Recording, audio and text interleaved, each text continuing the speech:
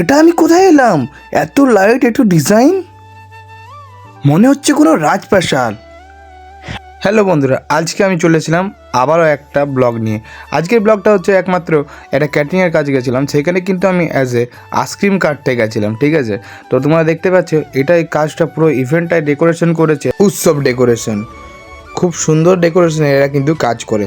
তোমরা যদি এদের সঙ্গে যোগাযোগ করতে চাও তাহলে আমাকে ডিএম করো, আমি তোমাদেরকে নাম্বারটা দিয়ে দেবো।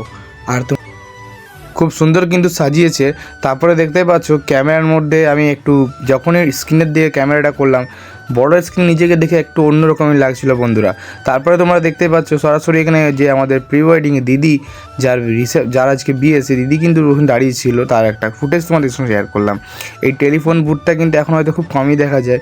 আর এদেরকে দেখে তো একটু অন্যরকমই লাগছিলো, বিকজ এরা পুরো শোটা চালাচ্ছিল, এরাই পুরো মনোরঞ্জন করছিল এরা কিন্তু, ঠিক আছে। তো এদেরকে দেখে প্রচণ্ড মজা লাগছিলো। আর এরা একটা চটপটি দিচ্ছিল, কিন্তু সবাই সেটা খাচ্ছিল। আর এখানে দেখতে পাচ্ছ একটা হিরো রকম এন্ট্রি হচ্ছে, দাদার এন্ট্রিটা কিন্তু অসাধারণ হয়েছিল। তারপরে হঠাৎ দেখতে পেয়ে যা রুমালি রুটি ওপরের মধ্যে ছোড়াছড়ি করছে, হঠাৎ এসে দেখি রুমালি রুটি যতই ওপরে ছুটছে সেই ঘুরে ফিরে সে নিচেই আমার হাতে চলে আসছে। তারপরে ঘুরিয়ে কাকা এরকম করে রুমালটাকে বড় করে দিয়ে দিল তাওয়ার মধ্যে। তারপরে লেগে গেলাম চটপট আমার নিজের কাজে। দেখতে পাচ্ছ আমি আইসক্রিম কাটতে এসেছিলাম আজকে, তোমাদেরকে প্রথমেই বললাম। তো দেখতে পাচ্ছি কিন্তু এক একটা করে সবাইকে আমি কিন্তু আইসক্রিম সার্ভ করছি। তো আইসক্রিমের কাজ করা হয়ে গেলে আমি কিন্তু খাওয়া দাওয়া করে বাড়ি চলে যাব।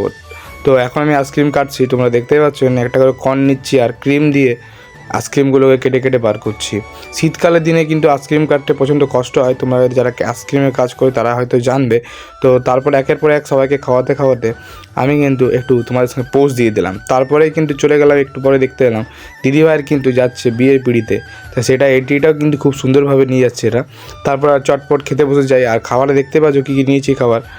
এখানে যত কটা আইটেম নিয়েছি তোমরা হয়তো সব করে বুঝতে পারছো কী কী নিয়েছি, সব করে তোমাকে বলতে হবে না। তো আমি একটু দেখতে পাচ্ছ নানটা খাচ্ছি মাটনের সঙ্গে চুবিয়ে। তো একটা আইটেম কিন্তু আমার খুব বেশ সাধারণ, মানে অন্যরকম লাগলো, সেটা হচ্ছে এইটা রাশিয়ান চাটনি। হ্যাঁ বন্ধুরা, রাশিয়ান চাটনি খেলাম আমি। সো রাশিয়ান বলে অনেকদিন ধরে আমরা কিন্তু জানতাম শুধু, মানে বুঝতে পারছো তোমরা আশা করি। তো আমি এবার রাশিয়ান খেলে দেখলাম, মাত্র তাও কী দিয়ে, ফিঙ্গার চিপস দিয়ে। তারপর আমার খাওয়া হয়ে গেল কমপ্লিট। খুব ভালো লাগলো, দেখার জন্য।